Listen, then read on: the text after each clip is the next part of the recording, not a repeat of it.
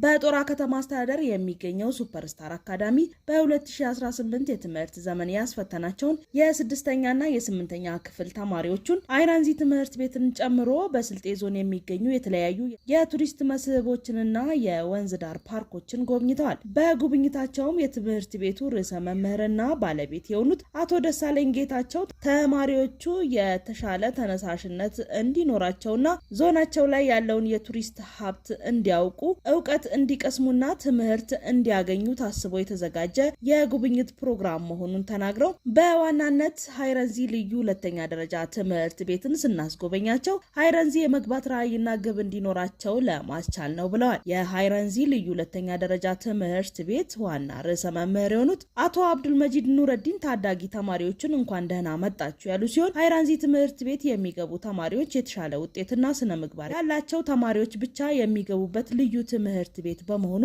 እዚህ ለመግባት ጠንክራችሁ መማርና ማጥናት ይኖርባቸዋል ሲሉ ገልጸዋል። ሃይራንዚ ትምህርት ቤት እንደ ሀገር ታዋቂ የሆነ ትምህርት ቤት በመሆኑ እዚህ ገብታችሁ የተሻለ ትምህርት እንድታገኙ በርትታችሁ ተማሩ ሲሉ አበረታተዋቸዋል። ተማሪዎቹ በቆይታቸው የስልጤ ባህላዊ ሙዚየም፣ የሃይራንዚ ልዩ ሁለተኛ ደረጃ ትምህርት ቤትንና የተለያዩ የወንዝ ዳር ፓርኮችን ጎብኝተው ጉብኝታቸውን አጠናቀዋል።